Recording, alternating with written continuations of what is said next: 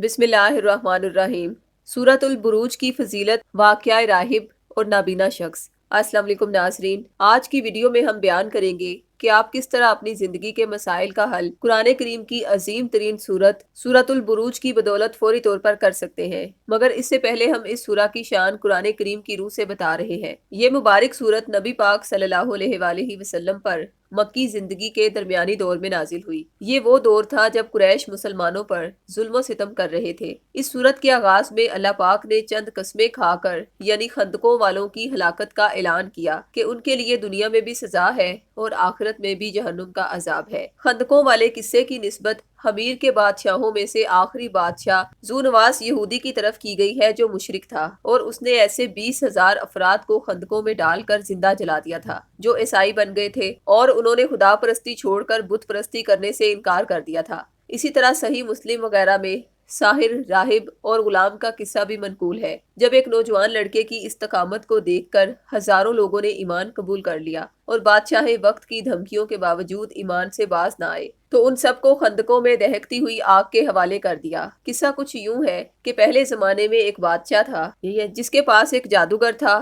جب وہ بوڑھا ہو گیا تو بادشاہ نے اس کو ایک لڑکا دیا تاکہ وہ اپنا جادو لڑکے کو سکھا دے۔ وہ لڑکا اس جادوگر سے جادو سیکھنے لگا۔ اس لڑکے کے گھر کے راستے میں ایک عبادت گزار عیسائی راہب رہتا تھا۔ لڑکے نے جب اس عیسائی کی باتیں سنی تو اس سے متاثر ہو گیا اور اس کے پاس جا کر اللہ پاک کے دین کا علم سیکھنے لگا، اور اللہ پاک کی عطا کردہ صلاحیت سے اندھوں اور کوڑ کے مریضوں کا علاج کرنے لگا۔ ایک دن ایک نابینا شخص اس کے پاس آیا اور کہنے لگا، اگر تم اپنے اسی علم کے ذریعے میری آنکھوں کی روشنی واپس لے آؤ تو میں تمہیں اپنی ساری دولت دے دوں گا۔ لڑکے نے جواب دیا کہ مجھے آپ سے کوئی انعام نہیں چاہیے، یہ علم تو اللہ پاک کی طرف سے ہے۔ اگر آپ کی بینائی واپس آ گئی تو کیا آپ اللہ پاک پر ایمان لے آئیں گے؟ اس شخص نے کہا ہاں۔ پھر اس لڑکے نے اللہ پاک سے ان کے لیے دعا کی اور اللہ تعالیٰ نے اس شخص کی بینائی واپس دے دی تو وہ ایمان لے آیا۔ جب بادشاہ کو اس بات کی خبر ہوئی تو اس نے لڑکے، راہب اور نابینا شخص کو اپنے دربار میں بلوا کر کہا، کیا میرے علاوہ بھی تمہارا کوئی رب ہے؟ انہوں نے کہا کہ اللہ پاک ہم سب کا رب ہے۔ بادشاہ نے نابینا شخص اور راہب کو آرے سے چیر کر 2 ٹکڑے کر دیا۔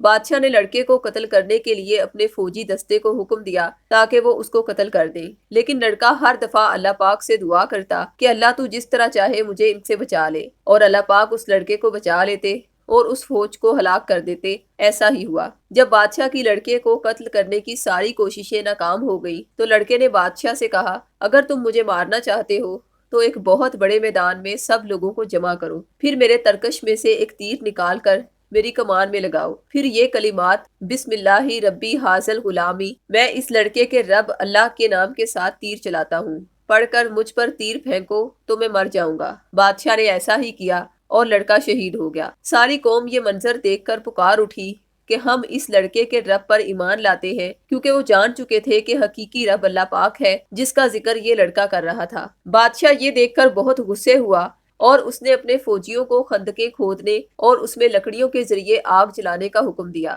تمام ایمان والوں کو اس آگ کے گرد جمع کیا اور پھر ہر ایک سے اس کے دین کے بارے میں پوچھا جاتا۔ جو توحید کا اقرار کرتا اسے آگ میں پھینک دیا جاتا۔ سارے مومن مردوں اور عورتوں کو آگ میں زندہ جلا دیا گیا۔ اللہ تعالیٰ نے ان مومنوں کو ایسی ہمت عطا فرمائی کہ کوئی بھی ایمان چھوڑنے پر راضی نہ ہوا، اور ان میں سے ہر ایک نے آگ میں گر جانا قبول کیا۔ اللہ پاک کا کرنا ایسا ہوا کہ خندقوں کے کناروں پر بیٹھے ہوئے کافر بھی آگ کی لپیٹ میں آ کر جل گئے۔ اللہ پاک قیامت کے دن بھی ان ظالموں کو جہنم کی آگ کا سخت عذاب دیں گے، جبکہ ایمان لانے والوں کو اللہ پاک ان کے صبر و استقامت پر جنت کی عظیم ترین نعمتیں عطا کریں گے۔ سورت کے آخر میں قرآن پاک کی عظمت کا بیان ہے۔